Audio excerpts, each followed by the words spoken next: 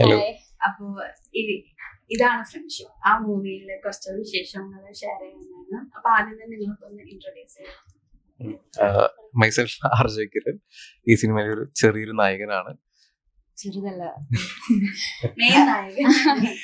അങ്ങനെയല്ല, ഒരു group of ഫ്രണ്ട്സിന്റെ ഒരു സ്റ്റോറി പറയുന്ന ഒരു മൂവിയാണ്. അതില് ഒരു പ്രണയം എനിക്കുണ്ടെന്ന് മാത്രം. ഓരോ ക്യാരക്ടറിനും ഓരോ റോൾസുകളുണ്ട്. ചന്ദ്രയാണ് ഇതിലെ ഒരു നായിക. എന്റെ പേര് ചന്ദന അരവിന്ദ്. കോഴിക്കോടാണ് വീട്. ഇതില് ഹീറോയിൻ ആയിട്ടുള്ള ക്യാരക്ടർ ചെയ്തിട്ടുണ്ട്. പിന്നെ നമുക്ക് പരിചയപ്പെടുത്താൻ ഞാൻ ചന്ദ്രയുടെ അച്ഛനായിട്ട് അഭിനയിച്ചു ഈ ഫ്രണ്ട്ഷിപ്പ് മൂവിയില്. ബാക്കി പറഞ്ഞല്ലോ, ബാക്കി ചന്ദ്രൻ പറയും. എന്റെ പേര് സുൽഫിക്കർ.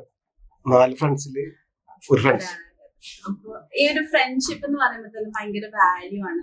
ലൈക് എന്തിനും ഏതിനും കൂടെ നിൽക്കുന്നവര്, അല്ലെങ്കിൽ ചങ്ക് പറിച്ചേരുന്ന ഫ്രണ്ട്ഷിപ്പ്, അങ്ങനെയാണ് ഈ സിനിമയിൽ മൊത്തം. അങ്ങനെ ചോദിച്ചു കഴിഞ്ഞാല് ഒരു ഗ്രൂപ്പ് ഓഫ് ഫ്രണ്ട്സ് ആണ്. 2 ഗ്രൂപ്പ് ഓഫ് ഫ്രണ്ട്സ് എന്ന് വേണം പറയാനായിട്ട്. ചന്ദനയോട് വേറൊരു ഹീറോയിനും കൂടി ഉണ്ട്. പുള്ളിക്കാരി ദുബായിലാണ്. ചിത്ര എന്നാണ് പേര്. അപ്പൊ അവരൊരു വേറെ ഫ്രണ്ട്സ് ആണ്. ഞങ്ങൾ 4 പേരും ഒരു ഷോപ്പിൽ വർക്ക് ചെയ്തിട്ടുള്ള, അതായത് സ്കൂൾ കാലഘട്ടത്തിൽ ഒരു ഫ്രണ്ട്ഷിപ്പ് ഉണ്ട്, കോളേജിൽ ഒരു ഫ്രണ്ട്ഷിപ്പ് ഉണ്ട്, നമ്മൾ നടക്കാൻ പോകുമ്പോൾ ഒരു ഫ്രണ്ട്ഷിപ്പ് ഉണ്ടാവും, ജിമ്മിൽ ഫ്രണ്ട്ഷിപ്പ് ഉണ്ടാവും. ഞങ്ങൾ അങ്ങനെ വർക്ക് ചെയ്യുന്ന സ്ഥലത്തെ ഫ്രണ്ട്സുകളാണ്. അതായത് ഡിഫറെന്റ് ഏജ് ഗ്രൂപ്പിലുള്ള ആൾക്കാർ തമ്മിലുള്ള ഒരു ഫ്രണ്ട്ഷിപ്പ്. ആ ഒരു ഫ്രണ്ട്ഷിപ്പിന് പോകേണ്ടതെന്ന് പറഞ്ഞാൽ അതങ്ങനെ പെട്ടെന്ന് ഒരു ഫ്രണ്ട്സ് ആവുന്ന ഒരു സർക്കിളും കൂടിയല്ല. ഇപ്പൊ കോളേജിലാകുമ്പോൾ നമ്മൾ ഒരുമിച്ച് പഠിക്കുന്നു, വർക്ക് ചെയ്യുമ്പോൾ അതിന്റെ വേറൊരു ഗ്രൂപ്പ് ഉണ്ടല്ലോ. അങ്ങനൊരു ഗ്രൂപ്പാണ് ഞങ്ങളുടെ കഥ പറയുന്നത്. അപ്പൊ ആ കഥ പറയുന്നതിൽ കുറെ കാര്യങ്ങൾ പറയുന്നുണ്ട്. ഈ കാലഘട്ടത്തിന് പറ്റിയൊരു സിനിമയാണെന്ന് ചോദിച്ചു കഴിഞ്ഞാൽ വളരെ അനുയോജ്യമായിട്ടുള്ള ഒരു സിനിമ തന്നെയാണ്. പേര് നമ്മൾ കേൾക്കുമ്പോൾ ഫ്രണ്ട്ഷിപ്പ്, സൗഹൃദം എന്ന് തോന്നുമെങ്കിലും സൗഹൃദമല്ല.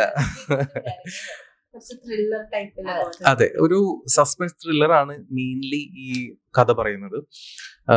ഫ്രണ്ട്സ് ആണെങ്കിലും നമുക്ക് അവരുടെ സ്വഭാവങ്ങൾ അറിയണമെന്നില്ല, നമ്മൾ ചെയ്യുന്ന ജോലി എന്താണെന്ന് പറയാൻ പറ്റില്ല, നമ്മുടെ സമൂഹം എങ്ങനെയാണെന്ന് നമുക്ക് പറയാൻ പറ്റില്ല. അത് തന്നെയാണ് ഈ സിനിമയിൽ വിളിച്ചു പറയുന്നത്.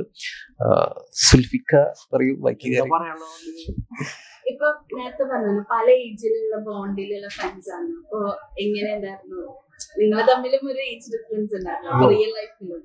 അപ്പൊ ആ ഒരു ബോണ്ടിങ്ങും ഫ്രണ്ട്ഷിപ്പ് എങ്ങനെയാണ് മെയിൻറ്റെയിൻ ചെയ്യുന്നത്? അഡ്ജസ്റ്റ് ചെയ്ത്